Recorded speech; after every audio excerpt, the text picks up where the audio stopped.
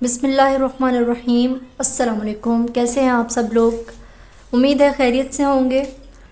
हमने अपनी last video में आइसोटोप्स का कॉन्सेप्ट देखा था और हमने देखा था कि आइसोटोप्स के एटॉमिक मैसेज को हम कैसे फाइंड आउट करते हैं। आज हम पढ़ेंगे रेडियो एक्टिव आइसोटोप्स।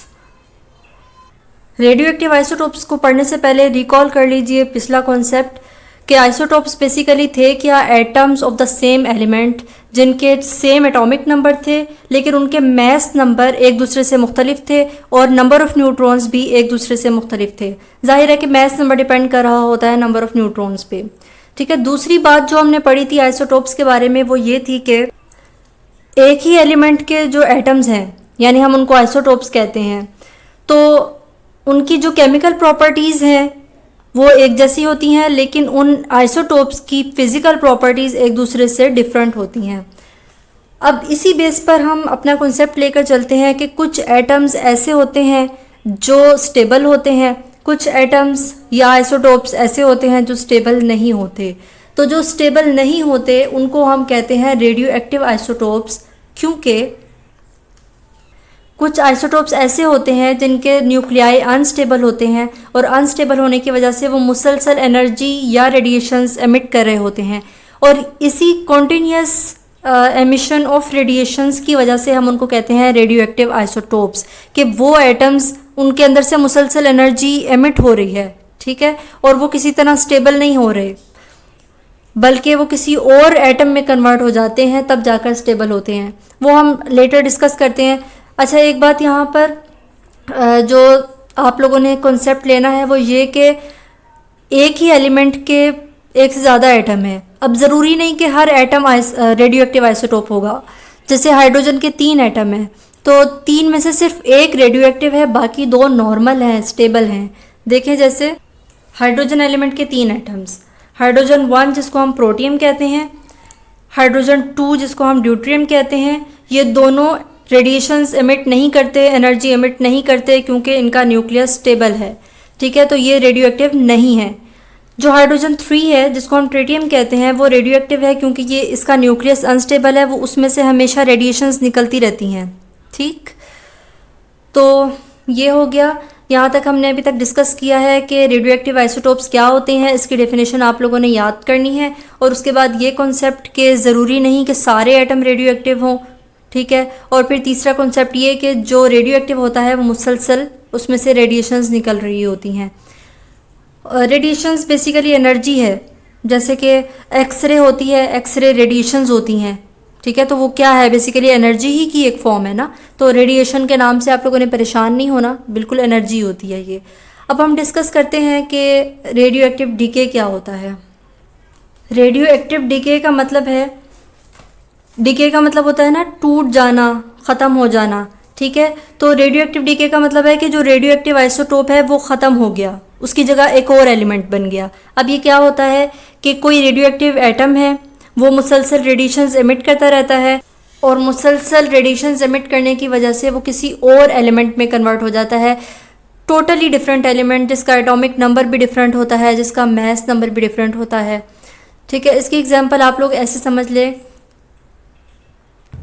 अब यहाँ पे आप लोगों को जो बुक में दिया हुआ है वो आप लोग ऐसे समझें कि एक यूरेनियम का एलिमेंट है।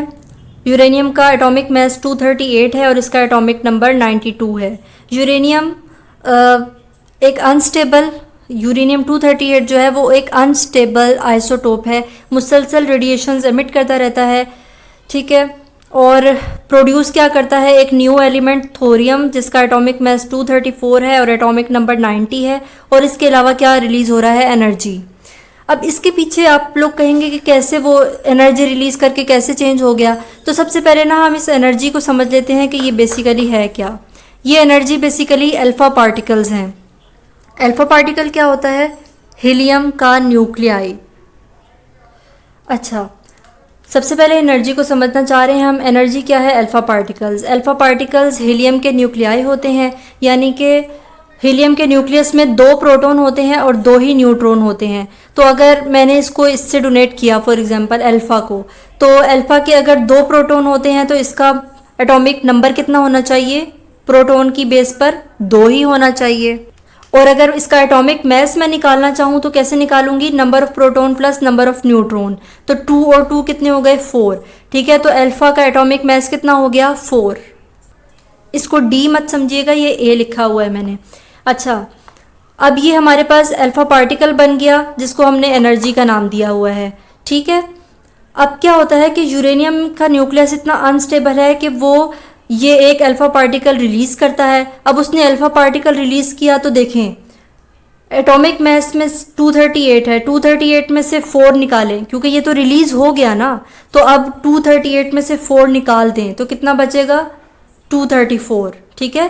तो यूरेनियम के न्यूक्लियस अनस्टेबल था, उसने अल्फा पार्टिकल रिलीज़ किया, रिलीज़ करने से क्या हुआ, इसका एटॉमिक मास 4 कम हो गया, 4 कम होने के बाद उसका 234 बन गया। इसी तरह यूरेनियम का एटॉमिक नंबर 92 था, जब उसने अल्फा पार्टिकल रिलीज़ किया तो उसका एटॉमिक नंबर कितना था 2, तो अब 92 में से 2 माइनस करें 90 बचा, ठीक है।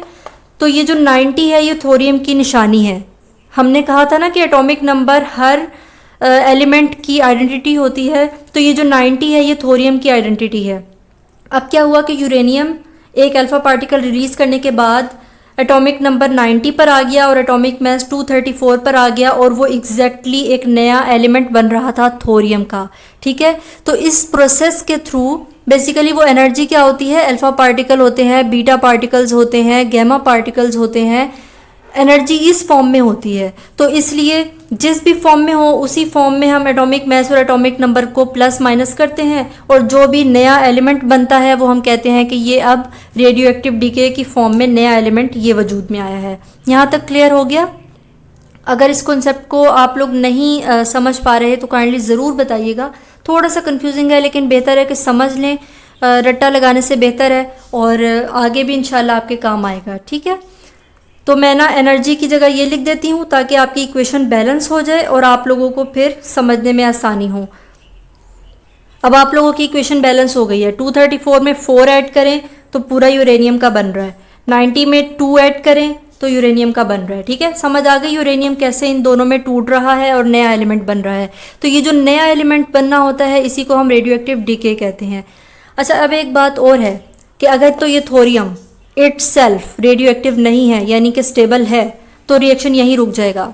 अगर ये थोरियम खुद भी अनस्टेबल है तो जाहिर है कि ये भी फिर कोई ना कोई पार्टिकल या एनर्जी की फॉर्म में रिलीज़ करेगा और कोई और नया एलिमेंट बनेगा, ठीक है। तो यहाँ यही होता है कि थोरियम खुद भी अनस्टेबल है, ये मज़ीद एक रिएक्शन करेगा और एक और एलिमेंट बनाएगा।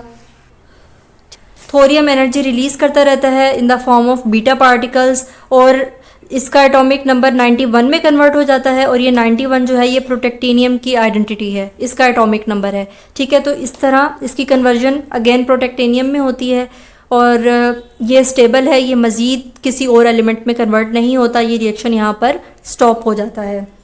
यहाँ तक क्लियर हो गया आइसोटोप और रेडियो एक्टिव आइसोटोप्स का जो कॉन्सेप्ट है। अगर कोई कन्फ्यूजन है तो आप लोग कमेंट कर लिया करें और कंफ्यूज बिल्कुल मत रहा करें, ठीक है। यहीं पर अपना कॉन्सेप्ट क्लियर करें क्योंकि आइंदा ये सुनने में आ रहा है कि जो पेपर होगा वो कॉन्सेप्चुअल होगा, तो ये बेहतर होता है कि साथ साथ अपने कॉन्सेप्ट क्लियर कर लें, ठीक है। आपके कमेंट्स का इंतज़ार रहेगा, आपके फीडबैक का इंतज़ार रहेगा और नेक्स्ट वीडियो में इंशाल्लाह हम डिस्कस करेंगे रेडियो एक्टिव आइसोटोप्स की एप्लीकेशंस क्या हैं, हम इसको कहाँ कहाँ यूज़ करते हैं, ठीक है। तो मिलते हैं नेक्स्ट वीडियो में, अपना ख्याल रखिएगा, अल्लाह हाफिज़।